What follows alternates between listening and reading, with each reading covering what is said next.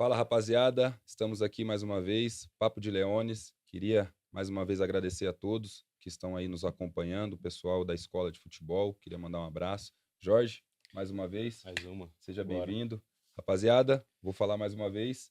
Inscreva no canal, deixa o like, que a rapaziada tá curtindo lá, mas não tá deixando like, não tá Ajuda deixando nós, nada. ajuda nós. Ajuda a gente. E hoje, com um convidado, já vou falar um pouco, porque nós estamos trazendo pessoas que nos influenciaram de certa forma, né, Jorge? Que influenciaram nesse projeto da escola de futebol. Não sei se ele sabe, mas ele me influenciou muito por ser do mesmo bairro. Eu ia na casa dele, batia lá, o Marcinho tá aí? Perguntava para a mãe dele. E a mãe dele, não, ele tá na seleção brasileira. Então, estamos aqui com ele. Marcinho, seja bem-vindo. Muito obrigado, cara, por esse tempo, por esse privilégio de ter a sua presença aqui. Você me influenciou muito em poder mostrar que eu poderia também realizar meu sonho, mesmo assim distante.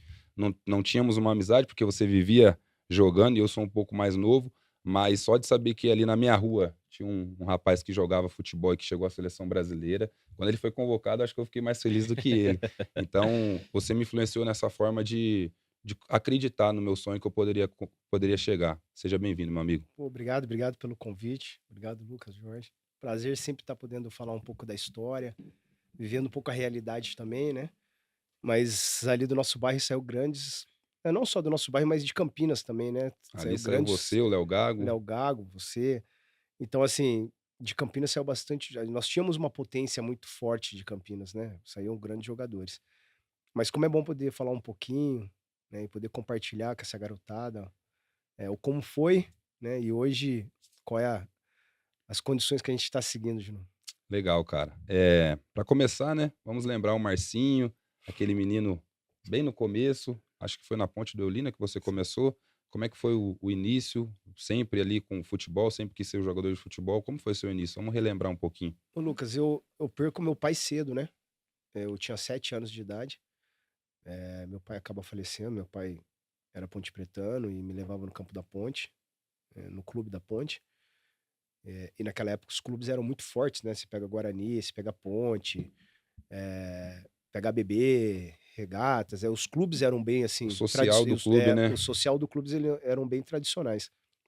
Então eu ia ali com meu irmão, depois que eu perco meu pai, eu continuo ainda querendo ter o sonho, né, de ser jogador de futebol. E teve 2 decisões, assim, na minha vida que fizeram com que isso pudesse potencializar dentro de mim. O primeiro foi minha mãe, porque quando você perde um pai, é difícil, né, eu tinha uma irmã mais velha, tenho meu irmão do meio, era o mais novo, então meu irmão também jogava, teve que abrir mão, a minha irmã começou a trabalhar, e eu virei pra minha mãe e falei: "Mãe, eu quero ser jogador de futebol". E ali foi um passo, assim, importante, porque ela falou assim: "Vai atrás do seu sonho". Eu continuei ali brincando na ponte, até que um dia, como eu morava ali no Jardim Olina, no fim da praça de esporte, eu estava ali sentado vendo o amador, e o Lijo, não sei se você lembra do Lembro. Lijo, o Lijo passou ali e falou: "Você joga mesmo?" Falei: "Ah, eu jogo". Falei: "Então vamos jogar salão pra mim". Aí comecei a jogar salão no Guarani. E ao mesmo tempo o Lijo tinha a escolinha de Esteira de Ouro, que era muito forte, que eles disputavam Sim. campeonatos, e saía muito garoto dali. E ali tinha um outro garoto que chamava Paulinho, que jogava pelo SESI. Então assim, nós nos enfrentávamos no salão, e ao mesmo tempo jogava junto na Chuteira de Ouro. E ali foi indo, fui jogando ali, depois eu passei a jogar para o SESI me fez o convite, e foram 7 anos jogando salão, e aí teve um torneio aqui em Campinas, que o Seu Linto de Vinhedo veio ver o nosso time de salão jogar. Isso já estava ali para os 14 anos. E ele gostou do time, nós ganhávamos tudo aqui.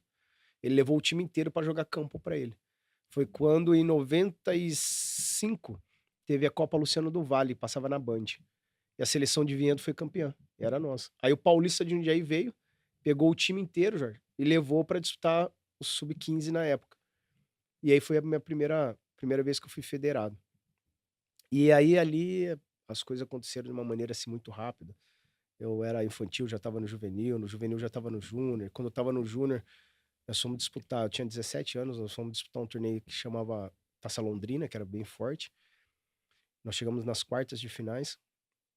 E aí teve a convocação para a seleção sub-20, eu tinha idade para 17 ainda. E aí o Biasotto falou: "Ó, eu acho que você pode ser convocado, tal". E é interessante que eu jogava de lateral direito. Sempre fui lateral Sim. direito. E nesse torneio, o Biasotto virou pra mim e falou assim: ó, vou colocar você de meia. Você e o Tabata por dentro, porque eu vou usar o Lucas, que é 80, você é 81 na direita. Eu falei, tá bom. E aí eu fiz um baita de campeonato, aí eu fui convocado. Aí a vida mudou. Aí eu fui pra seleção, voltei já pro profissional, aí assinei contrato profissional, aí tive uns 5 anos disputei 2 sul-americanos sub-20, né? Um fiquei em terceiro, o outro fui campeão.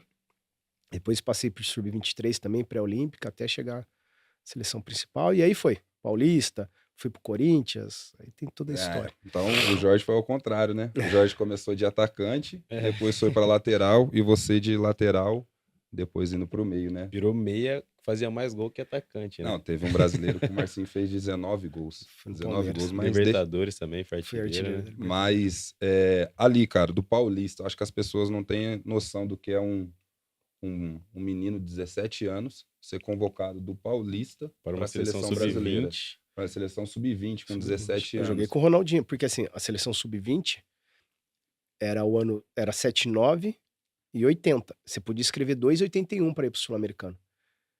Foi escrito eu e o Sheik, que na época era Márcio. 80. Era Márcio, o nome era dele Márcio, que na Márcio, época ele era 81, né? Que agora não, a E eu gente vi sabe que não é, né? uma resenha dele que ele não fala que o nome dele é Márcio. Até hoje o nome dele é Emerson. Não, Ele é adulto, gato Márcio, da... Anotou e pronto. É o filho dele, né? O Chama... filho dele é Emerson Júnior.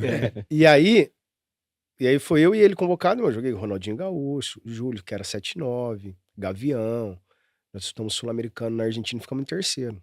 Aí Tá. depois roda o outro sul-americano, aí era o meu ano, aí era eu, Adriano, Imperador, Edu Dracena, Rubinho, Eu não sei se você Fábio vai Hockenbarck. se você vai conseguir descrever um pouco, como você disse, perdeu seu pai cedo, começou no futebol muito cedo, mas do menino do Jardim Olina, não vou nem dizer a hora da convocação que você sentiu, mas a hora que você colocou a camiseta da amarelinha, o que passou na sua cabeça, quais são as lembranças assim, e também você chegou à seleção profissional principal, né? Então qual foram essas lembranças, o que traz à sua memória, cara, esse momento? Eu falei do Marco, foi o da minha mãe, o segundo foi com 15 anos. Era semana de Jardim Olina. Eu falo pra você, eu não passei fome, mas sempre foi assim, bem, bem difícil pra minha mãe cuidar da gente. E a educação básica, então assim, eu tinha vergonha de ir na casa de outras pessoas. Eu sempre tinha um convite do Bruno pra ir na casa dele. Pô, vamos lá em casa, tudo, né? Aí minha mãe, vai na casa dele. Eu fui. E ele ia na igreja. E eu lembro que no sábado eu fui pra casa dele e falou: amanhã nós vamos na igreja. Pô, você quer ir com a gente, tudo. Aí eu, daquele jeito, eu não era católico, não era nada. Eu falei, não posso ficar aqui dormindo, tudo. Ele, não, vamos comigo. Ele ia na Batista na Macarena. Falei, então vamos. E a partir daquele momento eu comecei a gostar, comecei a entender o significado de Cristo na minha vida, o que ele tinha passado por mim, porque ele tinha morrido na cruz, tinha entregado a vida dele. E eu entreguei minha vida pra Jesus ali, com 15 anos de idade. E a partir dali eu falei, todos os meus dons e talentos que eu tiver, o que eu for fazer, eu vou fazer pra glória de Deus. Eu não sabia se ia dar certo no futebol, mas qualquer outra coisa que eu fizesse, eu ia fazer com excelência pra Deus. E aí as coisas aconteceram assim de uma maneira onde o meu sonho era chegar num grande clube, chegar na seleção brasileira e ter meu nome escrito num livro. E quando aceito Jesus, a gente sabe, né, que o nosso nome vai estar onde ninguém vai poder tirar.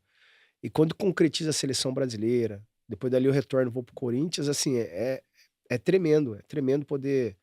E aí você olha pra mãe, né, você olha pra família, você vê o quanto se dedicaram, o quanto sonharam, e você vê aquilo ali realizando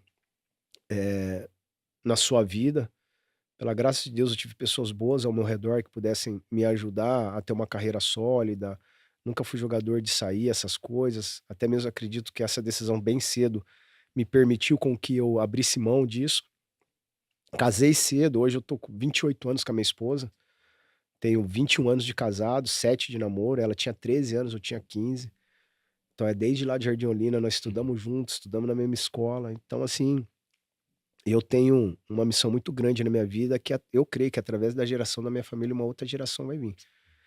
Então tudo isso me fortaleceu. E quando você acaba realizando alguns pontos como a primeira convocação, é maravilhoso. Você vê sua mãe chorando, você vê os familiares comemorando. Você vê o clube que, assim, na história foi o primeiro atleta que foi convocado para uma seleção brasileira. E eu sempre compartilhei com os amigos, com os atletas também, porque a gente sabe que a gente não faz nada sozinho. Por mais que às vezes dentro de campo você acaba se destacando, mas você sabe que existe todo um contexto para isso, desde o roupeiro. Na época que eu tinha lá, os caras eram super gente boa, tinha o Zé, que, nossa, que a gente brincava muito. Quando brigava com ele colocava meia rasgada. Quando tirava sarro com Meia ele ou não, larga. ele. Né? Tem uns caras aqui dentro do clube. Eu falo pra todo mundo, pros atletas. Eu falo, cara, tem 2 caras que você não pode brigar dentro do clube: é o presidente e o roupeiro. O presidente te manda embora. O roupeiro só bota coisa ruim pra você ser brigado. O roupeiro, menos ainda, né? O roupeiro manda mais que o presidente tem clube. Então, assim, foi uma alegria, cara. Uma alegria tremenda poder. Quando chegou a convocação, choro mesmo. E compartilhar. E acaba não sendo um sonho só seu, né, Márcio? Como você comentou, existe toda uma estrutura familiar por trás disso que sonha junto, né? Que abdica de muitas coisas junto também, não só de financeiro, né? Mas de tempo também. E acaba vivenciando esse sonho junto com você. Então, quando se realiza, se concretiza isso aí, acredito que influencia muitas outras pessoas. Não, acaba sendo não só você. E o filme lá, que a gente fala vendo no vídeo, nos filmes, assim, né? Acaba... Eu sou muito grato à minha família, né? O que eu tenho hoje foi o futebol que me deu, me proporcionou a estar onde eu tô hoje. Cara, eu tenho uma esposa que, antes da gente casar, ela tinha passado na Unicamp, tinha um cargo já na prefeitura, ela teve que abrir mão disso pra gente casar, pra gente ver lá em São Caetano, eu já tava em São Caetano, a gente criou toda uma história disso, então você para, você pensa, você olha. Hoje eu tenho um garoto de 11 anos que joga no Red Bull Bragantino já há 3 anos, tem uma menina vai fazer 17 anos, todos sábios, sabe? Tementes a Deus. Um legado, né? Então, assim, eu falo, o futebol é uma bênção, mas quando a gente olha internamente, a gente sabe disso, não adianta. A gente já viu muitas histórias até ontem mesmo eu tava vendo, às vezes você passa ali no Instagram, passa um vídeo de uma pessoa, repete. Eu tava vendo o vídeo do Adriano Imperador. Puta, cara largado no poste, falando que ganhava isso. Claro que teve alguns traumas que acabou prejudicando ele, mas a gente fala assim, cara, qual é o legado de um ser humano, né? Sim. É simplesmente ser reconhecido, simplesmente ganhar dinheiro, simplesmente ter a fama. Mas eu acho que eu acredito que um legado é acima disso, né? Você não precisa ser visto, mas quando a pessoa senta com você e conversa, ele olha e vê como você é uma pessoa estruturada emocionalmente, como você é uma pessoa estruturada em termos da sua família, naquilo que você crê, que você entende. Isso é legado, eu acredito que a gente deixa. As outras coisas Deus acrescenta. A gente tem essa responsabilidade também. E foi subindo de degrau a degrau, graças ao seu potencial, graças a Deus, e colocando as mãos. Aí você volta e um grande clube que é o Corinthians. Aí você volta da seleção e vai pro Corinthians. Eu disputo o último Rio-São Paulo. E aí ali a Parmalat já tava meio pra sair. Aí o Edu chega pra mim, que era o presidente, e fala assim, cara, eu tenho 3 propostas pra você. Corinthians, Santos e Internacional. E aí eu falei, cara, se eu der um chute certo no Corinthians, já foi, né? O Sul já era um futebol um pouco mais de força, né? Uhum. O Santos tava passando numa crise. Vocês jogaram a final, né? Depois Jogamos a lá final. na frente. Aí que sai Robinho, Diego, Diego. Elano, tudo. Eu falei, não, vou pro Corinthians, cara. Vou pro Corinthians e bati vice-campeão brasileiro. Trabalhei com o Parreira, um dos grandes treinadores de referência pra mim. Tanto que ele depois me convoca pra seleção brasileira. Só que eu não consegui dar continuidade lá porque o Paulista queria um valor de empréstimo. E o Corinthians não queria pagar porque nós tínhamos classificado pra Libertadores e ele achava que tinha uma razão, né? Que a Libertadores seria uma baita de uma vitrine pra mim. E aí ficamos naquele enrosco. Aí eu lembro até hoje, cara. Tava com o meu empresário lá no Shopping D, em São Paulo. Aí toca o telefone dele. Ele olhou, atendeu, era o Batata, diretor do São Caetano. Falou, olha, nós temos interesse no Marcinho e tudo. Aí ele olhou pra mim e falou, cara, os caras de São Caetano. Fala pra ele me ligar daqui a pouco. Aí beleza, ele desligou e falou, cara, eu vou pro São Caetano. Aí ele, cara, você tá saindo do Corinthians, vice-campeão brasileiro. Aí liguei pra minha esposa hoje, que era minha noiva, e falei, eu vou tomar essa decisão, vou pra lá. Ela falou, não, onde você for, tô com você. Eu falei, se os caras ligarem de novo, eu vou. Mas você não sabe tempo de contrato, você não sabe. Eu falei, eu vou, cara. Aí eles ligaram de novo, e aí? Eu falei, o Marcinho vai, então fala pra ele vir aqui agora. Cara, peguei o carro, fui pra São Caetano. Aí Deus abençoou, o contrato era Sim. maior. Caramba. Na época o São Caetano era uma grande Era, equipe, né? A pessoa da Casas Bahia, o Era, Magazine Luiza era. colocava o dinheiro É. ali. E ali tem um lance emblemático, que eu lembro de estar assistindo na minha casa. Para quem não sabe, o São Caetano tem a sua grandeza, mas ser campeão paulista é algo difícil, né, Sim. cara? Ainda mais naquela época, Corinthians, São Paulo, Santos, Palmeiras, já é difícil hoje, quem dirá naquela época. Mas eu lembro de estar em casa e tem aquele lance da caneta, acho que no Clayton, que você vai dar a caneta e cruza. E sai o gol. sai o gol, não lembro se era o gol do título, agora me falha a memória. Não, esse foi da semifinal contra o Santos. Semifinal. Foi 4-0. Mas aí aquele lance pra mim foi o lance do campeonato, né? E você foi, seu primeiro título paulista, pelo São Caetano. Olha como 2004, né? Em 2004. Você tava falando um pouco sobre dinheiro, sobre valores, sobre fama, sobre isso, sobre aquilo. Você toma uma decisão de sair do Corinthians para ir pro São Caetano. E lá na frente você entende o propósito, por que você foi pro São Caetano. Me falaram uma frase essa semana que me fez pensar muito na minha carreira, que mais do que a proposta, vale o propósito. Sim. Então você deu, vamos dizer assim, alguns passinhos para trás, só que te impulsionou de uma forma que eu acho que ali você já era conhecido do cenário brasileiro, mas ali eu acho que sou o Marcinho. Não, hoje quando fala do Marcinho, eles lembram do São Caetano, né? Depois falar Palmeiras, Corinthians, Cruzeiro, Paranaense. Mas ali foi marcado. Eu fui eleito o melhor jogador da posição, fui artilheiro da equipe com 7 gols. Era o Muricy Ramalho ali? Era o Muricy. Era o Tite antes, né? Era o Tite. É que assim, eu chego em 2003, isso é interessante, nós classificamos para Libertadores de 2004. O Tite inicia o ano, aí a gente começa o Paulista meio ruim, não tão bem. Aí empatamos um jogo em casa contra o Marília, aí o pessoal decidiu trocar. Daí trouxeram o Muricy. E aí nós classificamos, batemos campeões, tudo. E o Santos da época era Santos de Robinho, Não, Neymar, era o Santos de verdade. É que tinha acabado de ser campeão brasileiro. Assim, interessante que o jogo lá na Vila, nós estávamos ganhando de 2-0 lá. Falei, nossa, Vila cheia, os caras empatam 2-2. Faz o 3-2. Eu falei, nossa, agora. Aí o Mineirinho, que nem o Mineiro que jogou. Mineiro falou, meio era você, Mineiro, quem que era o outro volante? Eu, Mineiro, Fábio Santos e Gilberto. E no ataque, Fabrício Carvalho. E Euler. E no gol, Silvio Luiz. Era baita de um time. Não, aí vinha Anderson Lima, Serginho, Dininho e Triguinho. Caramba. Não, a gente tinha um time fantástico. Hoje, se fosse montar um time daquele, você ia gastar muito.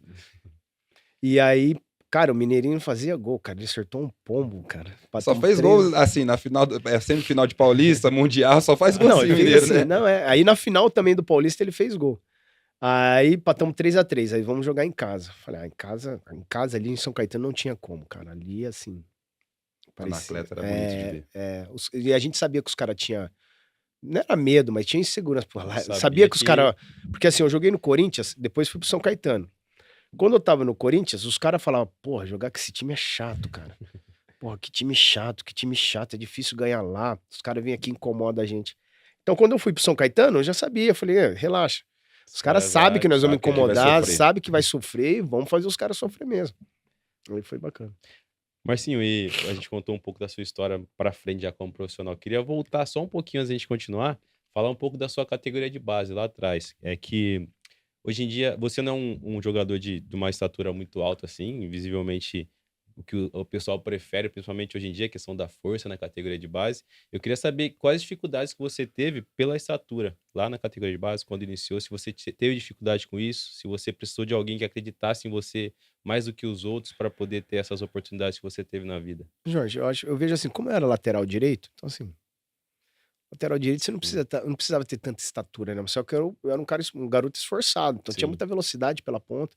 Eu fui ficar um pouquinho mais inteligente depois que eu fui pra meia, eu falo pros caras. Porque na lateral direita eu corria. Muito.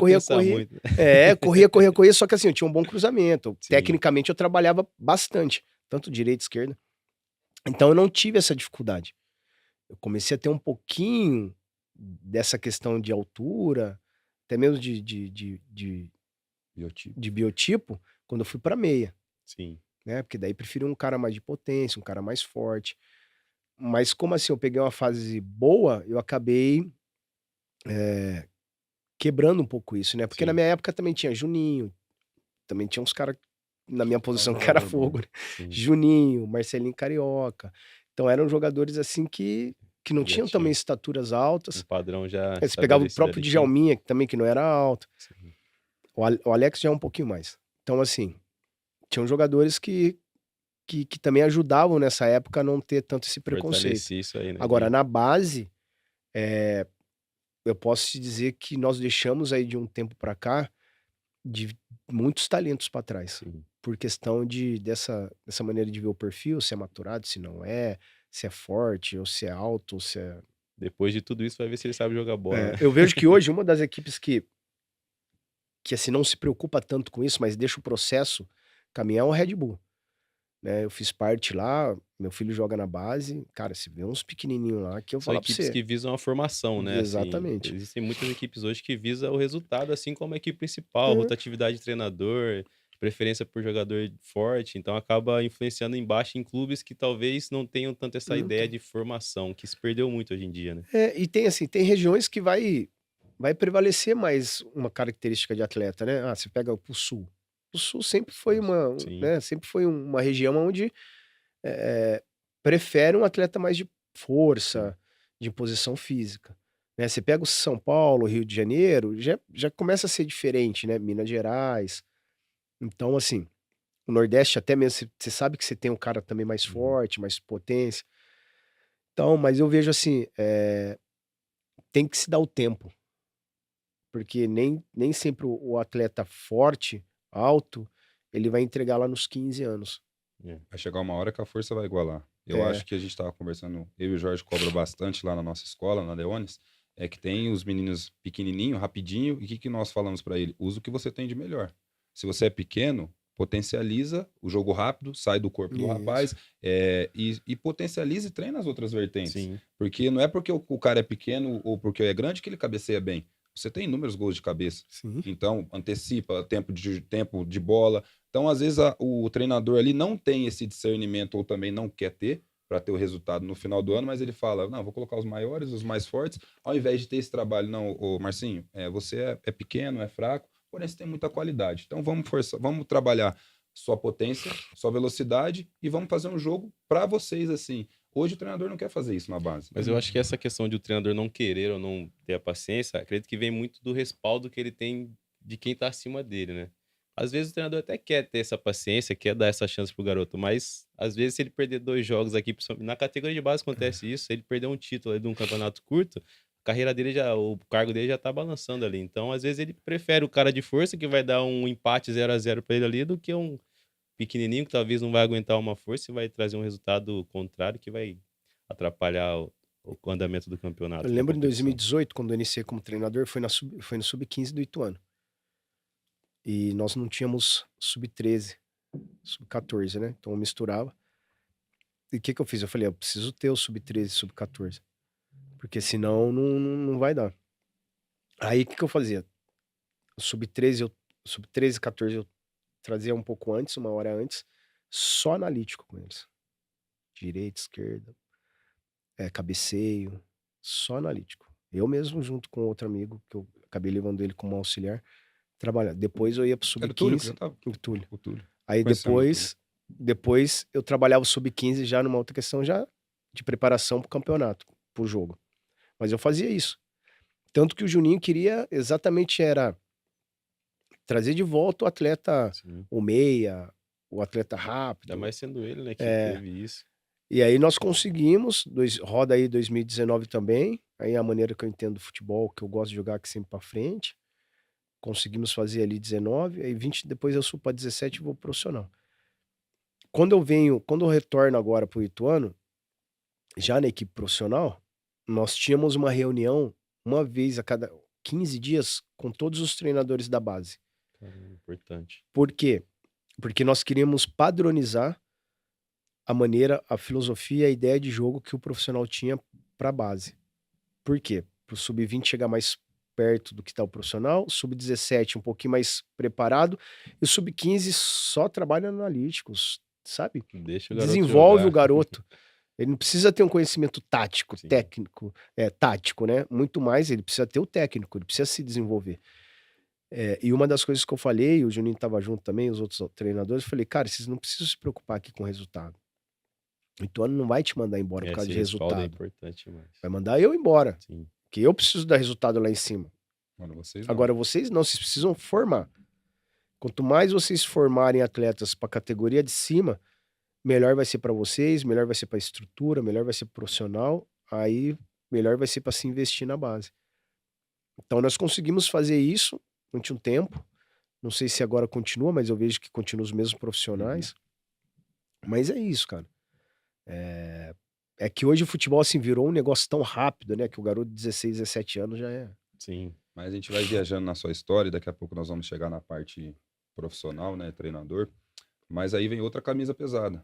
Nessa história, na cronologia, vem o Palmeiras, que aí também eu tenho muitas lembranças suas no Palmeiras, vários jogos, Libertadores, como eu disse, o brasileiro fez 19 gols no brasileiro, e aí você faz uma dupla ali, dupla não, você, Pedrinho e Juninho, e aí depois chegou Edmundo ainda nesse Era time. os 3 porquinhos, né? Os Que o três pessoal porquinhos. falava, né? Mas eu fico imaginando, só para você falar desse período do Palmeiras, eu fico imaginando hoje um time ter Marcinho, Juninho e Pedrinho. Jogava em qualquer lugar, isso não tem discussão.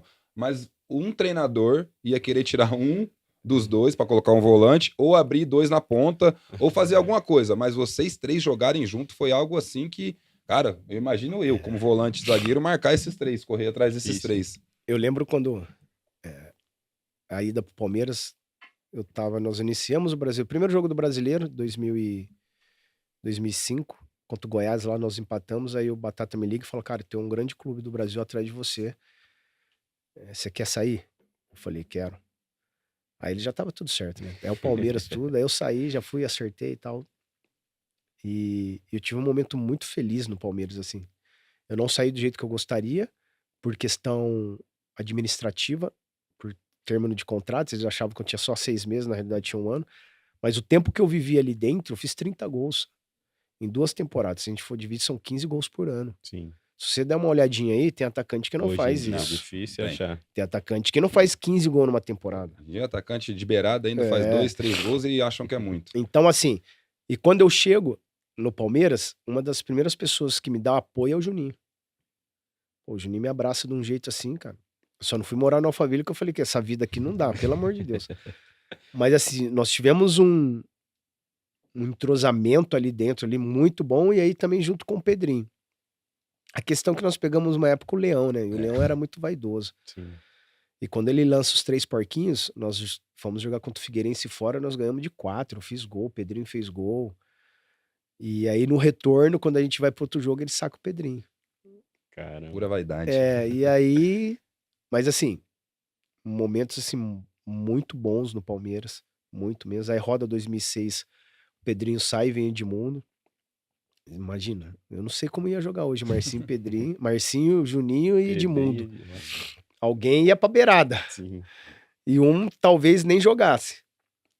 Mas foi um momento muito bom também, porque assim, cara, o Edmundo é craque, né?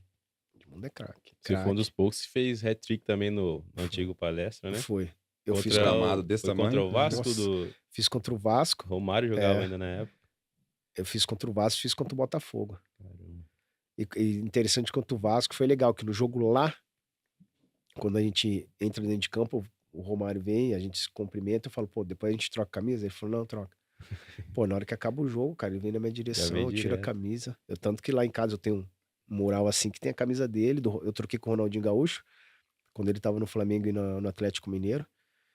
E tem uma do Mineiro quando ele foi pra Copa do Mundo, que ele me Tem deu. que reforçar esse mural, senão vai cair.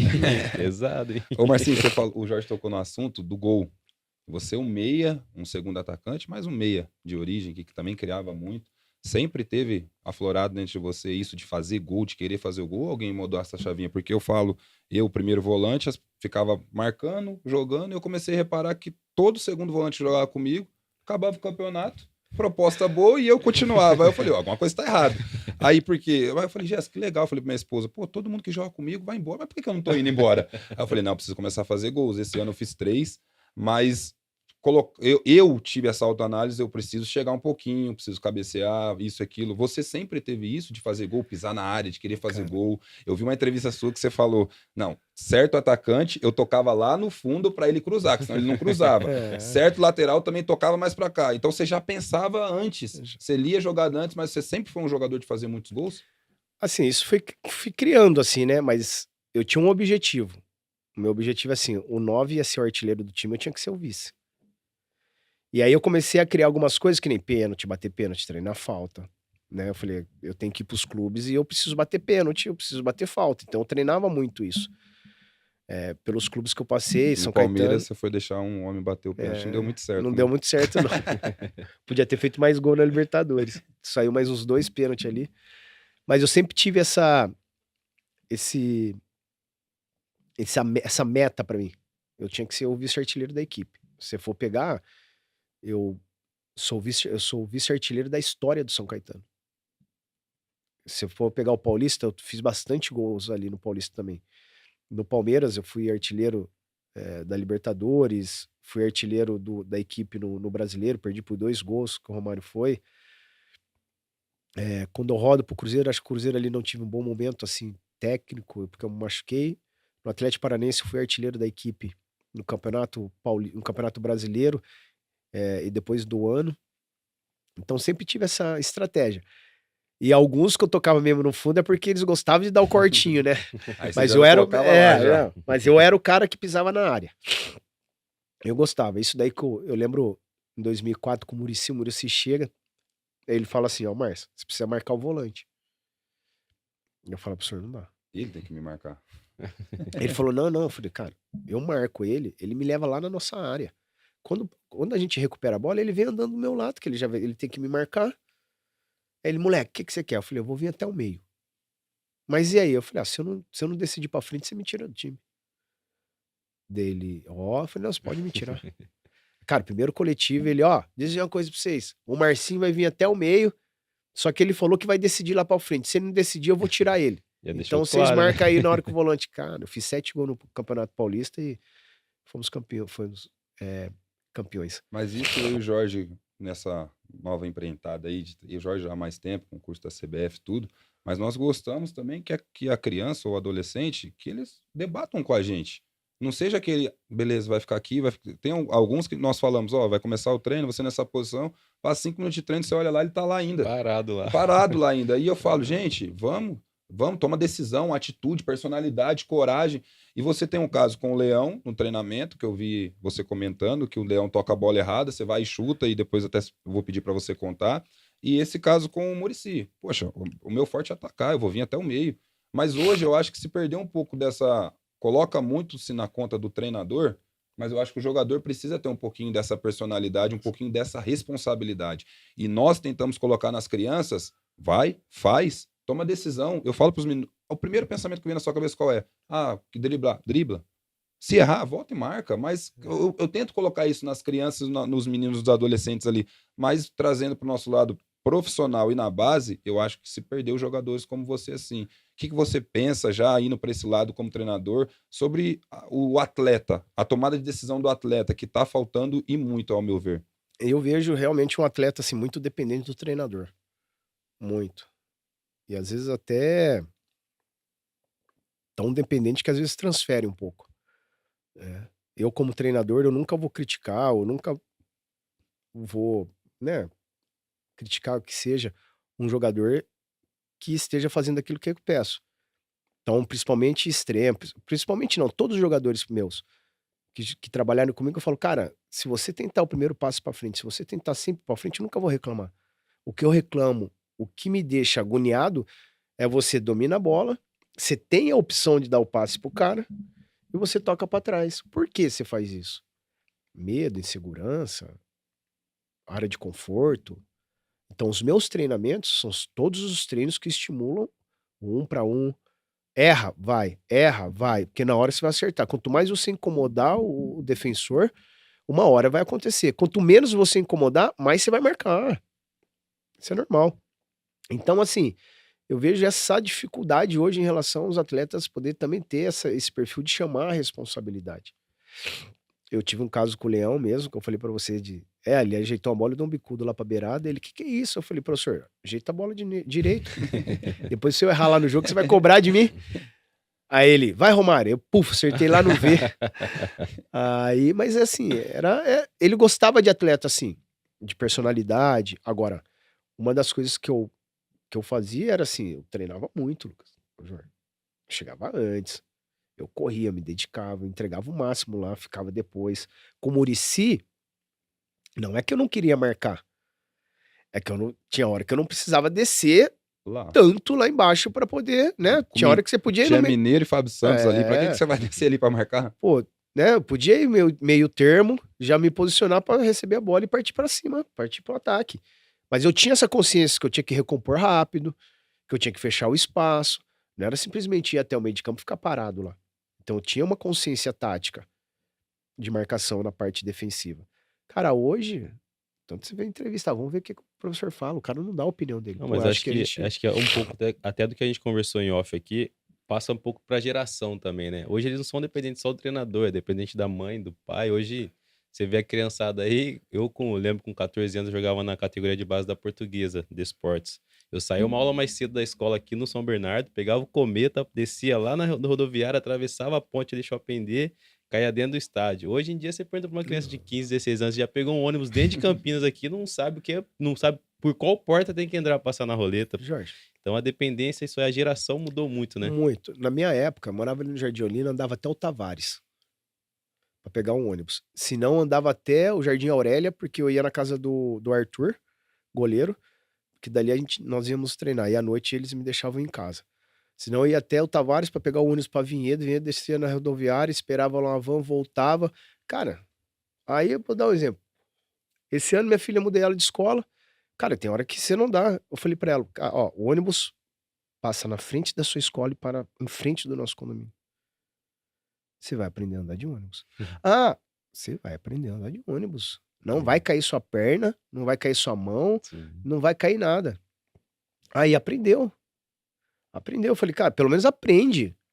Né? Mas se O não meu tiver filho é mesmo, essa o meu filho é a mesma iniciativa coisa. nossa, né? O meu filho é a mesma coisa. Eu falo pra ele, eu pego ele em casa, ele treina no Cultura. Uma hora, 5 minutos ali. Pego, levo ele, eu falei, cara, diz uma coisa, você não precisa passar o que eu passei. Você não vai passar o que eu Verdade. passei. Agora, você precisa entender uma coisa. Enquanto nós gastamos 7 minutos pra eu te deixar no Cultura, tem garoto que demora 2 horas pra vir aqui. E não vem nessa mordomia toda, não. E eu falo assim pra ele. E outra, ele vem e come a bola, cara. Sim. Enquanto você tá aqui 7 minutinhos daqui, você devia atropelar esses caras. Aí tanto que esse dia eu virei pra ele e falei, ó, diz uma coisa, você competir é pra perdedor. Vencer é pra vencedor. Se você sair daqui pra ir lá só competir, você não vai conseguir. Essa história de competir, o que importa é só pra quem tá ganhando.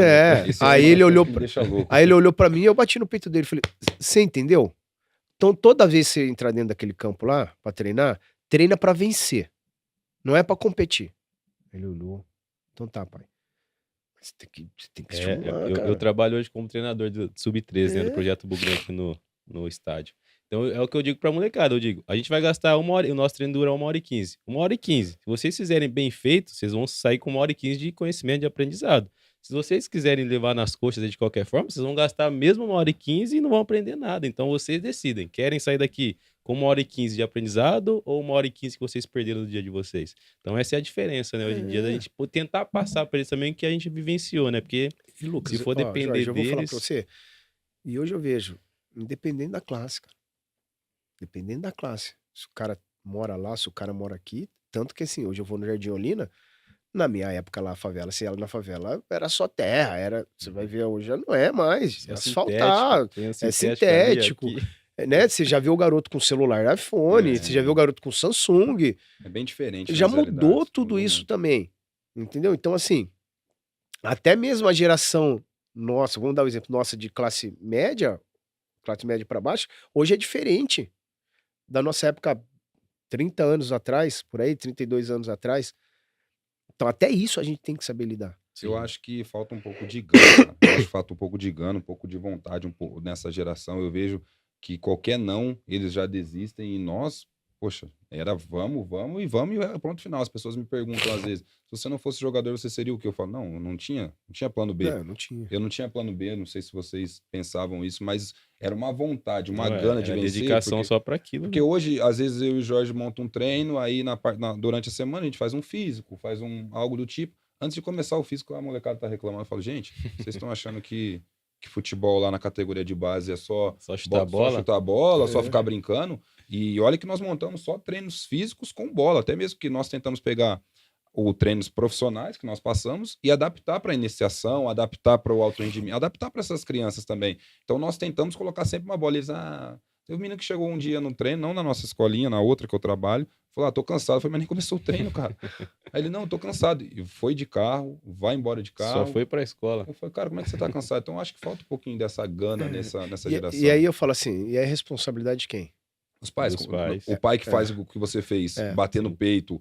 Hoje em dia, a pessoa, quem olha de fora fala assim, nossa, que pai... Sim. Não, mas eu sou assim com meu filho também. Eu falo, cara, você tem que querer vencer. Você tem que querer ser melhor. Qual que é o melhor da escolinha? Você tem que olhar ele e falar, eu vou ser melhor do que ele. Então, mas os pais não fazem isso. Esse dia eu tava em casa, coisa simples, cara, mas é coisas que a gente continua, que a gente fortalece essa coragem de ir fazer. Tava em casa e meu filho tava com a bicicleta, pneu furado. Eu falei, cara, até eu levar lá na bicicletaria, o cara vai demorar 3 dias, eu vou ensinar ele. Porque eu já trabalhei numa bicicletaria quando eu tinha 8 anos. Cara, hoje pra você comprar as coisas é absurdo. Rápido. Entrei no Mercado Livre, comprei uma câmera, chegou no outro dia, eu falei, cheguei, vou te ensinar a trocar a câmera da bicicleta. Eu falei, vira a bicicleta. Aí virei, falei, vou tirar a chave aqui, tirei a roda, pega uma colher, pegou uma colher. Vou tirar aqui, tá vendo? Saiu a câmera, tá vendo? Agora a gente vai pegar essa câmera. Tá, ainda deu uma facilitada pra ele, porque eu comprei um compressorzinho desses da China, que você bota lá, não é a bomba, rapidão, né? Não ia nem fazer força. Cara, eu fui, coloquei, eu falei, vai, enche aí ele. Porra, pai. Eu falei, Sabe quando Lucas, vai marcar a vida dele, cara. 15 minutos. Sim. E na cabeça dele, Marcinho, isso aí vai marcar a vida dele por inteira, cara. Vai valer mais que pegar, colocar no carro, levar no... Eu falei pra ele, cara, olha aqui. A sua bicicleta tava ali no jogada não, tava no canto lá, quanto tempo com o pneu furado. Sim. Tem hora que eu não vou conseguir, até levar na bicicletaria. E hoje a bicicletaria, assim, tá mais lotada. Né? Não, hoje bicicletaria e outra, gastei R$8 na câmera. Se eu fosse mandar arrumar, eu ia gastar 40. Mas hoje em dia é mais fácil você pegar, não só nessa questão, mas para crianças menores, às vezes eu vejo no restaurante, eu fico maluco com isso. Você vai no restaurante, as crianças tudo no celular, que assim, mas o que é mais fácil? Pega o celular, dá na mão da criança, do que você ensinar, do que você conversar, ou acaba um jogo, trazendo para o nosso mundo, a criança perdeu, não foi mal. O treinador deveria ter feito isso.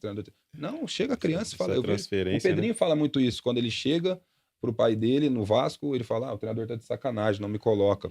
Aí o pai dele falou, não, o treinador tá de sacanagem, não. Alguma coisa você não tá me entregando.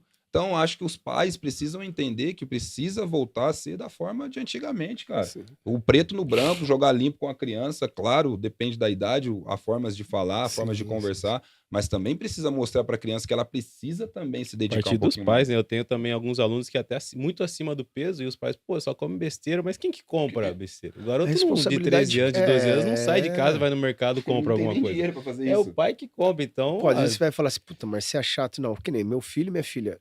Minha filha não ganhou celular. Não ganhou celular antes dos 11 anos.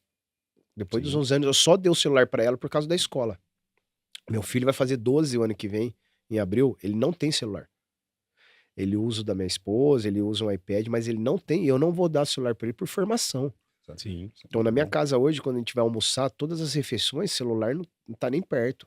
Existem marcas que não podem ser mudadas, né, cara? Aí quando nós vamos pra restaurante, é a mesma coisa. Claro que assim... Às vezes a criança não tem como conversar também ali. Aí você tem que criar dinâmica, né? Sim. Vamos conversar disso. Aí eu brinco com meu filho. Então tá, vamos lá. Vamos falar jogador com a letra A. Aí a gente começa. Aí você tem que entreter também eles, porque senão é um tédio pra eles, que a maioria não quer gastar essa energia, né? Dá o celular, eu fico aqui. Fica ali olhando. Trabalho, né? Mas E assim, meu filho só vê futebol. Até nesse ponto, graças a Deus, só não vê... Sim. Só futebol. Só que assim, você vê como muda o comportamento. Sim. Né? De estar ali. Diferença. Até eu virei pra ele e falei assim, foi acho que uns 2 meses atrás, eu cheguei em casa e falei, cara, você não tá pronto ainda? Não, vou me aprontar tudo. Eu falei, cara, você ficou 1h30 vendo YouTube de futebol. 1h30. Você podia ter descansado, você podia ter se alimentado melhor. E outra, você podia começar a concentrar Pro treino. pro treino.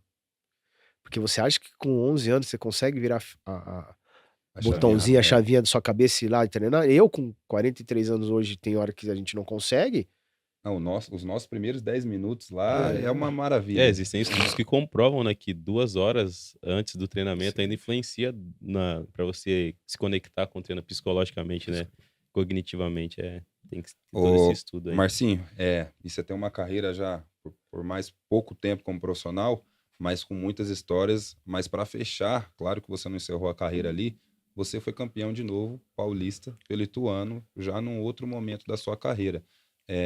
Poxa, cara, você ser campeão pelo São Caetano, já naquela época já é uma maravilha. Agora você voltar e ser campeão por um Ituano, 10 anos depois, 10 10 anos 2014, né? depois. ser campeão, que presente que Deus te deu, hein, cara? Assim, Deus te Lucas. deu não, você Não, foi, também. mas foi um presente mesmo. Porque se eu contar pra você, eu acerto com o Ituano e eu inicio ali. Aí que eu falo, começou a transição do meia ir pra beirada. Né? E aí o meia começa a disputar a posição com o atacante, que é extremo. E aí, Sim. beleza. Aí eu fiz a pré-temporada, eu acabei machucando um pouquinho, aí me recuperei. Perdi o primeiro jogo, voltei os dois jogos e tal, joguei bem, e o Rafael começou a ir melhor. Encaixou o time de um jeito, cara. Encaixou. E eu fiquei no banco, entrava, fiquei no banco. Eu ia e voltava de Itu pra Campinas todos os dias.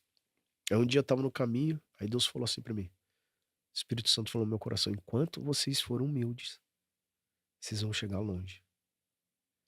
E era o Doriva, o treinador. O Doriva Doriva. cristão também. É um exemplo. Entrei na academia, ele tava lá fazendo, malhando. Eu falei, ó, Doriva, agora, cara, tava vindo no caminho, o Espírito Santo falou no meu coração.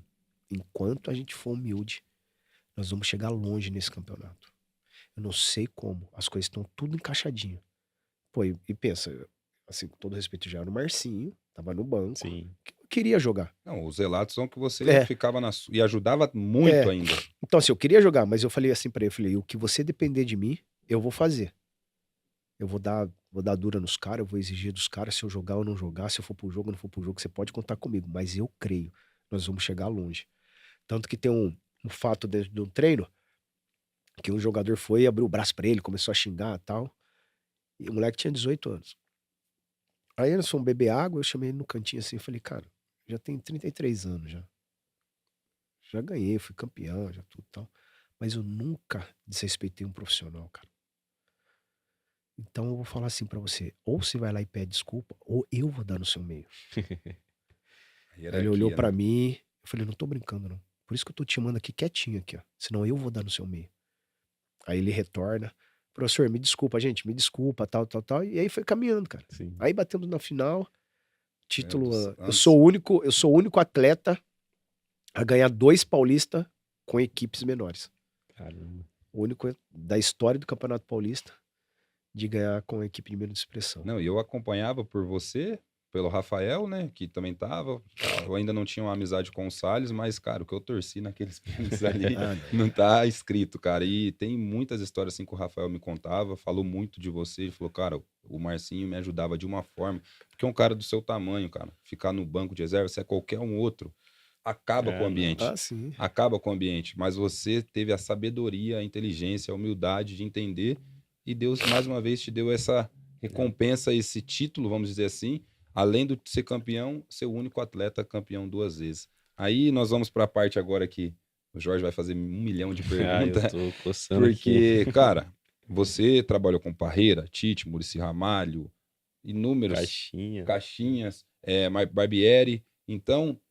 Mas você sempre teve na mente ser um treinador? E aí eu passo a bola pro Jorge, ele vai perguntar de curso da CBF, de Comembol, tudo, mas você Começa sempre aí que quis eu ser vou- treinador, Cara, Marcinho? eu sempre fui no início eu sempre fui um jogador curioso. Sempre falava pro preparador físico, por que a gente tem que fazer isso? Por que a gente tem que fazer isso? Então sempre fui dessa maneira. Quando eu passo pro profissional e passo a ter já um nome dentro do cenário de futebol, em alguns clubes eu fui capitão também. Então eu sempre tive uma influência muito forte dentro do elenco. E sempre fui um cara muito curioso para isso, porque eu já tinha na minha mente que um dia eu ia trabalhar como treinador. E sempre fui assim, eu sempre fui um cara muito questionador pro lado positivo, de estimular o preparador físico, até às Sim. vezes, até mesmo o treinador mesmo, pô, mas será que isso daqui não pode ser assim? Pô, mas não, vamos fazer assim? Não, tudo bem. Você acha que é desse jeito? Então, beleza. Então, sempre fui uma pessoa assim. E quando eu paro assim, consciente. Meus 35 anos, disputei o último torneio pela Cabo Friense e parei. E aí eu busquei a me capacitar. Comecei a fazer os cursos. Primeiro fiz um curso de coach para desenvolvimento pessoal. Fiz ali um outro curso de gestão também, mas o meu objetivo sempre era ser treinador mesmo. É, bom, legal. Você também tem vários os cursos da UEFA também, você chegou a fazer, né? Eu queria começar pela como você disse que sempre teve o desejo de ser treinador, você, na sua primeiro desafio, seu primeiro desafio como treinador, foi aquilo que você imaginava quando você chegou e falou: "Não, agora eu sou treinador", que ele começou na categoria de base, né? Quando você chegou lá no clube, vestiu a camisa, foi pro campo, você falou: "É isso que eu pensava que seria".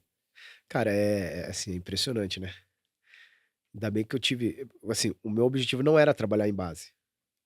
Eu queria já fazer qual foi meu plano?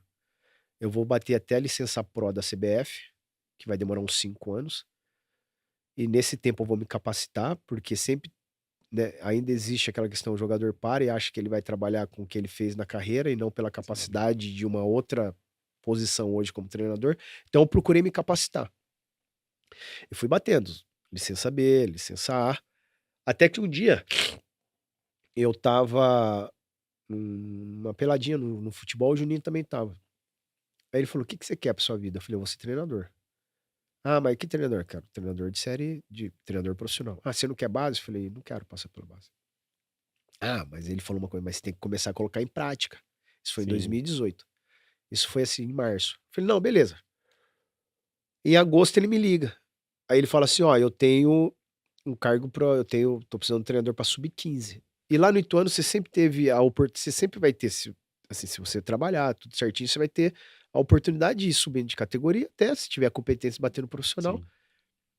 E ele falou: "Cara, você conhece, todos os treinadores que passaram no Ituano tiveram a oportunidade de ir lá em cima". Eu falei: "Não, beleza".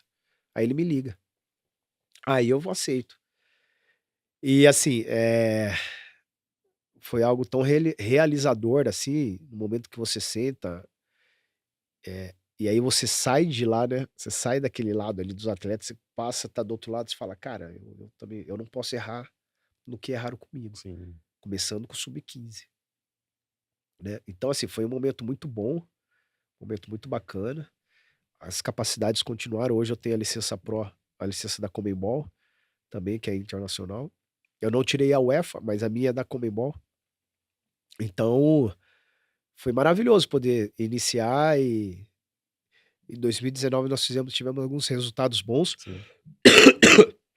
e cada vez mais meu olho brilha, porque a gente sabe como a gente quer desenvolver pessoas, né. É até Atletas a um gente é, desenvolve, sim. mas desenvolver pessoas é uma grande missão para mim. É, acredito que é um das coisas que a gente mais bate na tecla aqui no nosso projeto, né, na Leones, que é um pouco do que você falou, de não fazer com eles o que às vezes a gente viu que, pô, isso aqui que faziam com a gente lá atrás não era legal.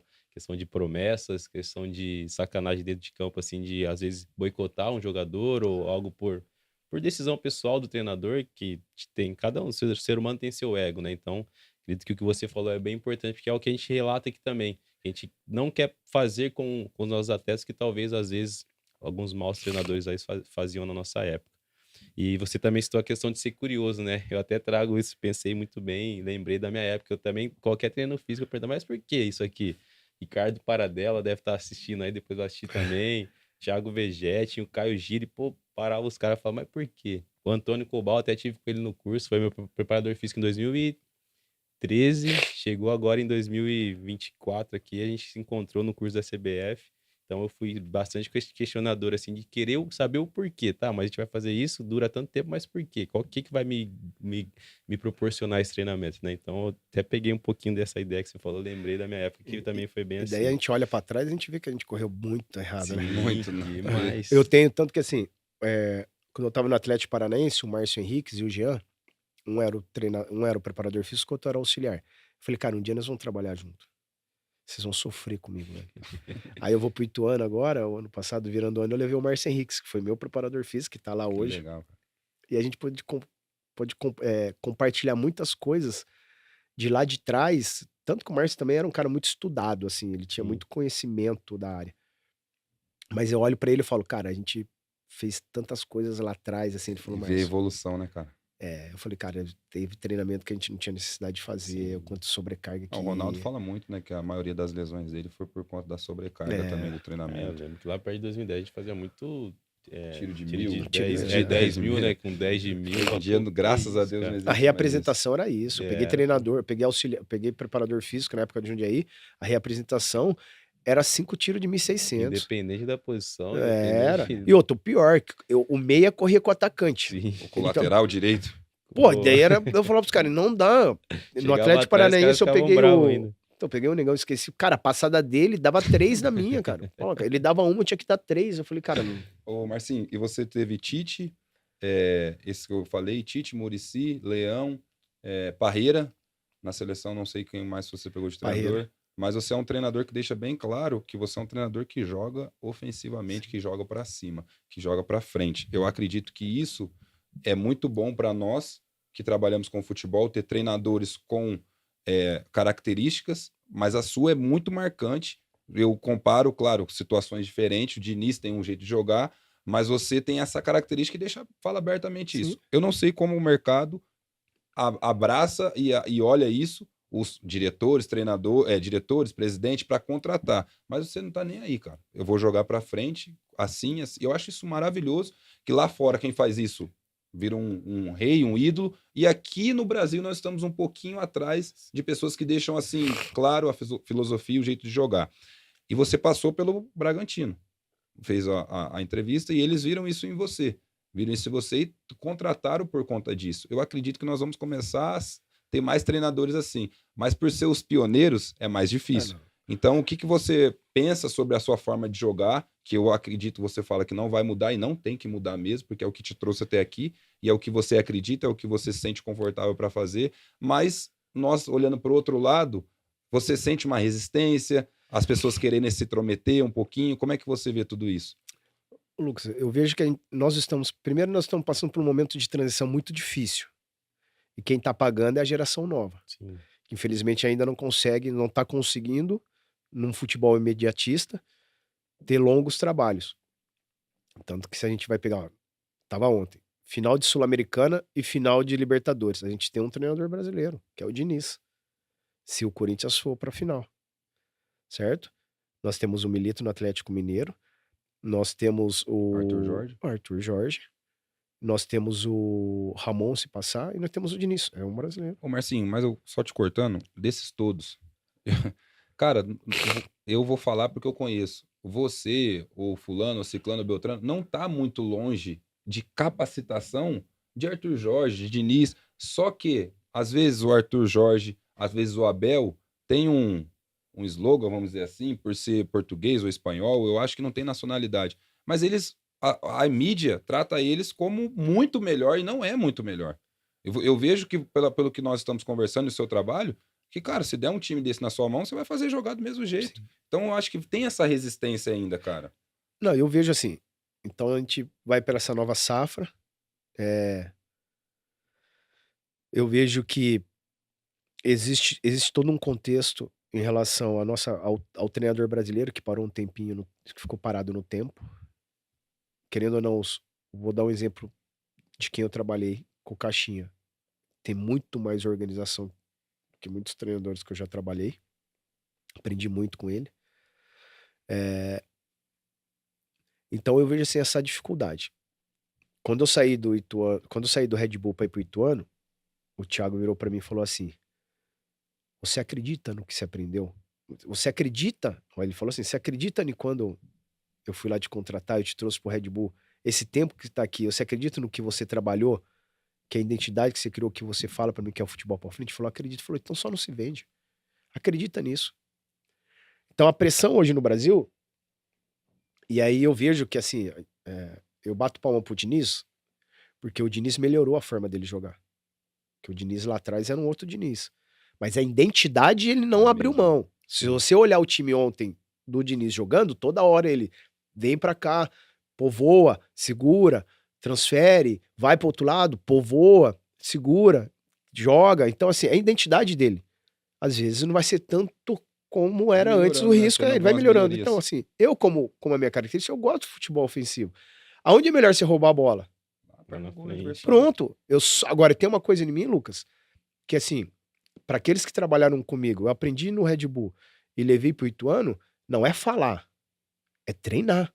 E uma das coisas que você treina para que você seja ofensivo se chama comportamento.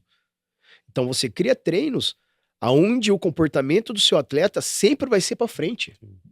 Já treinar uma coisa, chegar no jogo e exigir outra, né? Então assim, quando eu cheguei no Ituano, implementei isso daí, os caras olhavam para mim e falavam assim: "Meu Deus", eu falei: "Calma.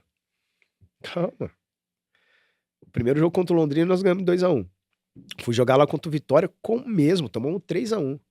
Aí os caras olhou para mim e falei: "Calma". Terminamos o campeonato como entre as 10 melhores defesas. Terminamos como melhor equipe com mais jogadas no último terço, de volume de jogo, era 29, 30 ataques por jogo, certo? E aí bate numa coisa que não tem como, que é qualidade. É normal. Sim. Então eu acredito nesse futebol, agora eu treino pra isso.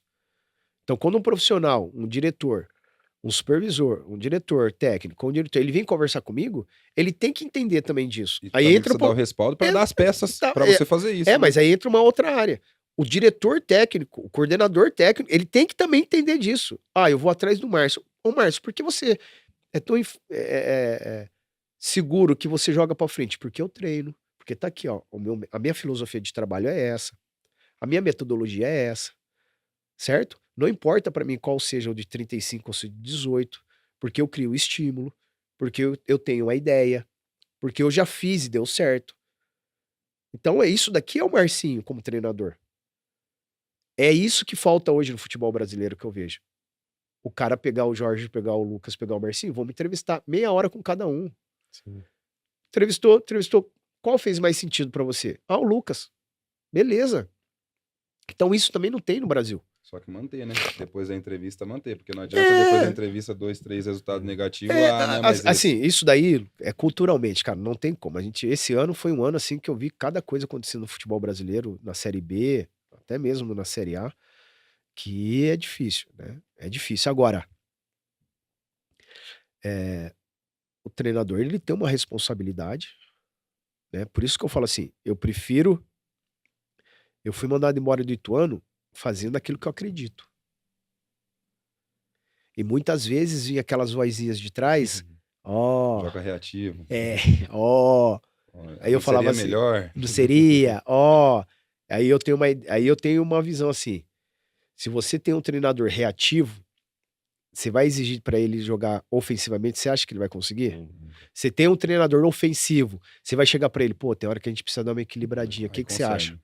Pô, faz sentido o Bom, que você tá sim. falando, né? Tanto que na Série B, o ano passado, os caras começaram a jogar contra o Ituano, contra o meu time, marcando lá embaixo. Já sabia Pô, eu como tinha vinha. volume. Falei, cara, os caras não vêm, os caras não jogam. Cara, eu peguei o Vitória aqui, o Vitória do meio de campo pra trás. Sim. Eu falei, caraca. Eu falei, porra, eu esperando o Vitória.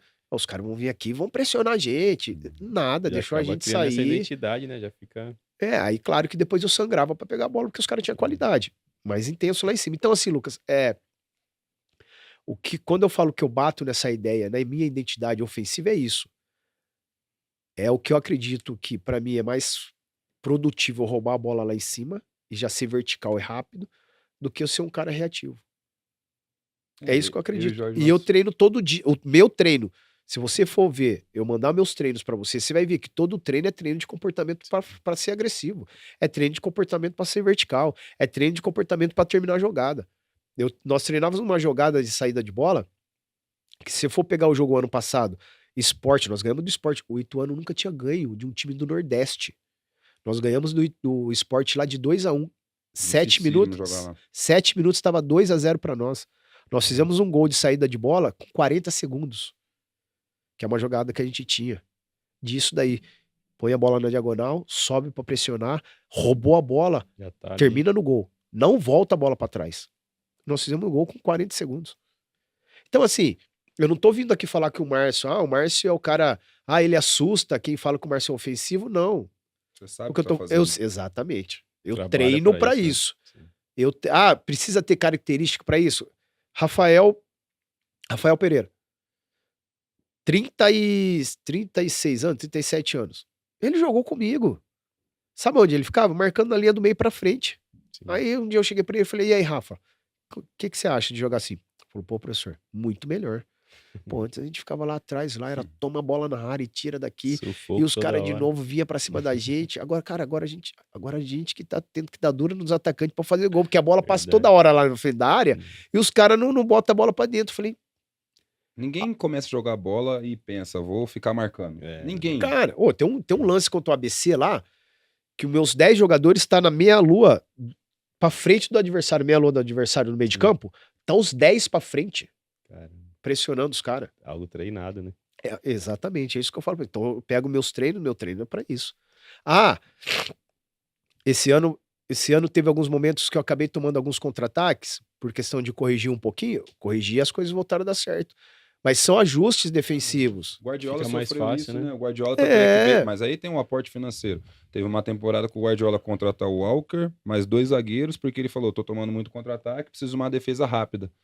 Mas ajustes e peças, claro que nós não vamos conseguir ter, mas se der essas peças pra é. você, os ajustes, poxa, tô tomando contra-ataque, vou pegar um lateral que na corrida pra trás e num zagueiro rápido, consegue chegar no contra-ataque. Nós perdemos um jogo contra o Guarani, eu falei, nossa, como que nós tomamos 2 contra-ataques desses? Aí eu fui assistir o jogo, né? Assisto o jogo. Eu tava assistindo, como o meu lateral direito não era tão ofensivo, e ele jogou no Vila Nova, o Léo, por dentro, como um terceiro, então o que eu fiz? Trouxe ele, fiz um 3 na hora da marcação, eles sustentavam ali atrás, subiu os 2 volantes, os caras podiam ir embora, se sustentavam os 3 ali atrás. E aí os caras correndo pra trás, eu falei, caraca, como pode estar correndo pra trás? Aí eu fui assistir o jogo, tudo, aí eu olhei, eu falei, não, encaixa a marcação, Sim. Se deixar sobrecarregar aqui atrás. encaixa a depois- marcação. Aí você vai, Dominava virando e o time aí corria eles pra corriam pra trás. trás, eu falei, não, encaixa a marcação. Aí eu peguei o Cláudio, Marcel, peguei e falei, isso daqui é a maneira de como a gente marca. Aí fui pro campo, posicionei os arrumar. caras e fiz a mesma, o mesmo, a mesma, o mesmo contra-ataque que aconteceu com o time contra o Guarani. Aí o Léo falou assim, mas você falou pra gente ficar aqui? Eu falei, então tá bom, então eu vou te corrigir. Se você tem um Lucas na sua frente, você tá aqui, qual é a chance dele dominar a bola e vir pra cima de você? Grande. E por que você não encosta nele? Volta naquela conversa lá atrás sobre a responsabilidade do atleta. Então vai, encosta nele. Claudinho, encosta no Jorge. Marcel, encosta. Sim. Deixa lá Deixa atrás. A virar. gente tem o Jefferson lá, que é o cara que joga mais. Cara, arrumei. Então, assim, aí eles tinham entendido. Eu falo pra ele, a comunicação errada minha, porque quando eu falo quando a gente tá no ataque, o que a gente faz? Ataca marcando. O atacar marcando, né? Eu tá 10 metros do cara, eu tá mais próximo do cara até mesmo pra eu parar a jogada. Então, assim, numa conversa a gente acabou corrigindo isso e continuamos lá em cima marcando os caras. Sim. Essa idolatria pro treinador estrangeiro, né? Você acredita que, dos pontos que você citou, da organização do Caixinha, você acredita que essa preferência, essa idolatria pelo treinador estrangeiro vem dessa organização que talvez o brasileiro antigo não tinha, que a nova safra conseguiu entender que isso é necessário, não vem tendo e... Jorge, não falo nem antigo não, tá? Falo nem antigo, falo hoje. A gente ouve ver muitos treinadores aí, assim, dá o treino, vai embora, chega no outro dia de manhã, faz o treino. Eu aprendi uma coisa, não tão com tanta ênfase, assim, igual o Caixinha, assim, a convivência com ele me ensinou. Mas assim, eu faço a programação toda com a parte física, mas todos os meus treinos eu entrego um dia antes. Sim. Um dia antes, todos os departamentos já sabem o que vai ser o treino no dia seguinte. Se eu der o treino agora de manhã, É até mais fácil, né? eu cara? vou, almoço, vou pra minha sala, já preparo o treino do dia seguinte, aí assisto o treino, assisto o adversário. Por quê? Porque se tiver algum ajuste físico, fisiológico, os meus preparadores físicos, que é a fisiologia, já vão olhar e falar, Márcio, Sim. será que esse treino aqui não dá pra gente fazer, em vez de ser 4 blocos, a gente fazer 3 blocos de Trabalha X? junto, né? Não, eu peguei o ano passado, aconteceu uma ocasião, não vou falar o time, mas chegou na hora do treino, o treinador não sabia que tinha jogador no DM. E teve que mudar o treino. Então, assim, eu vou falar até a minha dinâmica. Eu chego lá 2 horas e meia antes do treino, de iniciar o treino. Eu tenho uma reunião com todo o departamento 1h15 antes, todos os departamentos, porque eles já sabem o treino que vai ser. Então ali a gente tem que. Ah, vai precisar ajustar? Lá no Ituano tinha uma facilidade que o sub-20 ficava do lado, né? Então, ó, traz o fulano, traz o ciclano. Então a gente ajustava assim, mas era 1h15 antes. Pra mim era 1h30, eu só não conseguia 1h30 porque o doutor não conseguia chegar. Sim. Porque pra mim era 1h30 antes, a gente reúne, ó, o treino vai ser isso, tem algum comentário, quer que ajuste alguma coisa? Não, tá legal. Então, beleza. É assim. Essa parte que nós queremos mostrar no podcast também, essa capacitação que você tem, essa organização, essa didática, essa dinâmica, trazendo com o ex-atleta que você, eu acho que eu acredito nisso, o ex-atleta precisa se formar, precisa se capacitar para potencializar as sabedorias, as experiências que ele teve aqui. Você tem tudo isso. E você tocou num nome que é, para mim, um fenômeno, que é o Thiago Escuro. Fenômeno. Você até passou um período lá no Passei agora no Mônaco. Mônaco, foi 15 dias lá. Eu gostaria que você falasse um pouco do que está acontecendo no Mônaco, se é muito diferente do que você acredita, do que você pensa, o que você aprendeu. E no Thiago Escuro, a gente está caminhando para o final, mas é o Thiago Escuro e o Mônaco, e depois também tem a parte da seleção ainda. Ó, Pedrinho, segura um pouquinho aí o tempo hoje, hein? Mas nós já estamos indo para essas partes finais, mas Thiago Escuro, Mônaco, e depois ser observador técnico da seleção no Catar. Mas esse nome, Thiago Escuro, eu acho que as pessoas têm que fazer um estudo sobre ele. Cara, ele é um cara assim que consegue implementar a ideia, né? Ele vai pro Mônaco e tem toda a liberdade de poder implementar o que ele entende de futebol. É um cara de muito processo, de integração das áreas, de todas as áreas, de identificar um perfil de treinador que realmente bate com a ideia do que foi implementado hoje lá no Mônaco. Então eu tive lá 15 dias, você vê uma área, todas as áreas se comunicando, vê um treinador com um perfil com que ele entende, que gosta do futebol, que é um futebol também agressivo, para frente, futebol vertical. Tanto que a primeira temporada dele, eles batem vice-campeões franceses, classificam para Champions depois de muito tempo, e esse ano eles vêm bem também. Ganharam do Barcelona. Então, assim, é um cara que é referência naquilo que ele implementa. E não tem. É interessante que o Thiago, assim, não tem tempo para se lamentar. Vencemos? Legal, vamos para a próxima. Sim. Perdemos? Beleza, vamos para a próxima. Não tem esse vitimismo que tem aqui no Brasil.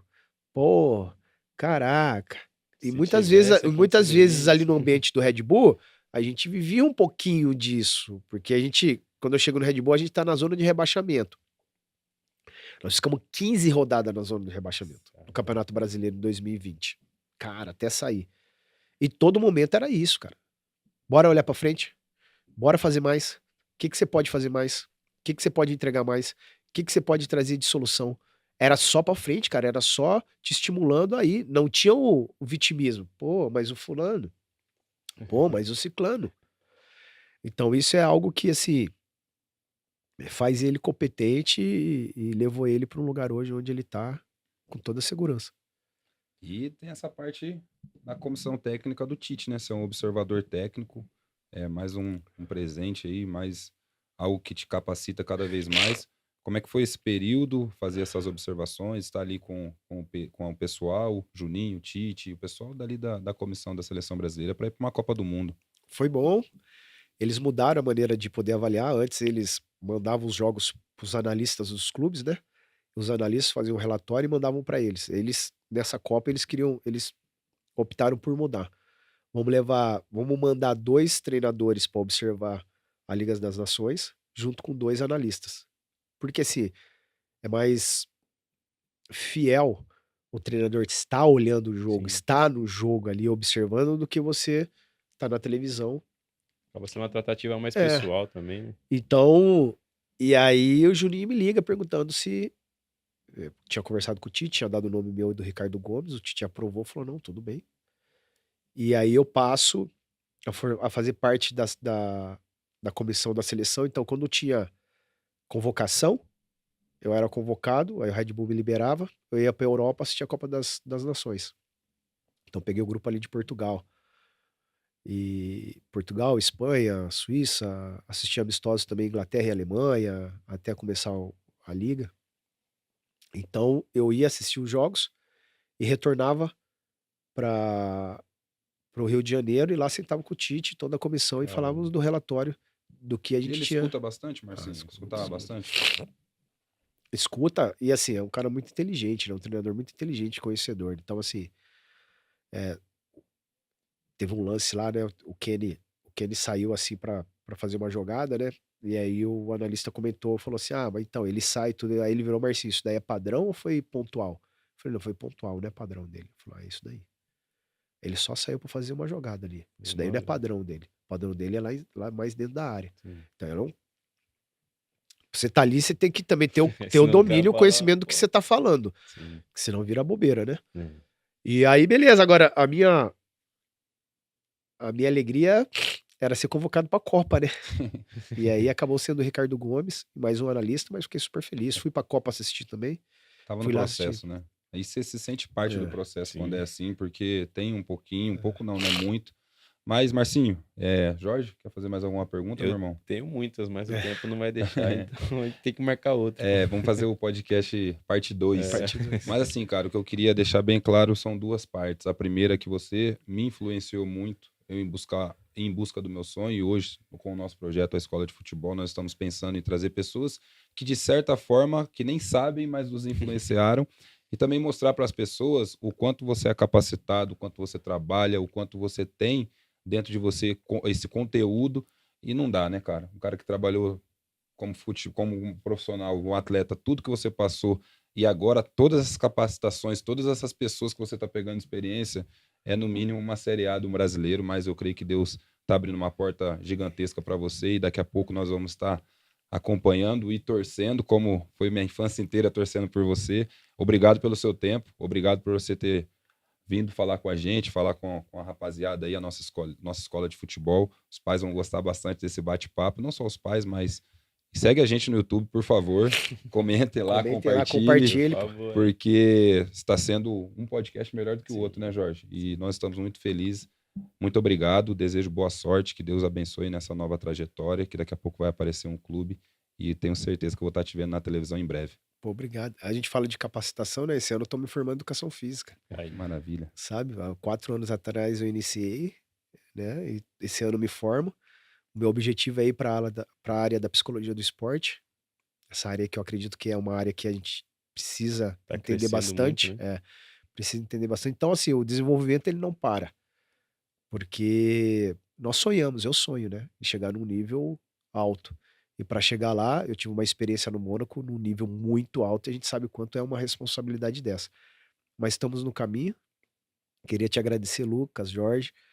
Que Deus continue abençoando vocês. Se eu inspirei algo em vocês, que vocês também sejam inspiradores de outras crianças, de outros profissionais, que as crianças que também possam estar assistindo, possam escutar os profissionais, o professor, né? Mas o ser humano também, é isso que eu falo. Mais do que o profissional, nós não podemos esquecer que a gente lidar com o ser humano. Em primeiro lugar, né? Então, assim, eu acredito que quando a gente conseguir transformar o ser humano, a gente vai com certeza fazer um profissional melhor. Então que Deus continue abençoando vocês. Desculpa aí pela voz que eu tô meio resfriado. E conte comigo, quando precisar, a gente tá aqui de volta. É isso. Jorge. Muito obrigado. Mais uma. Obrigado. Tamo junto. Márcio, a gente vai bater um papo aqui ainda, mas obrigado. Para quem acompanhou essa resenha, tamo junto. Semana que vem tem mais. Até mais.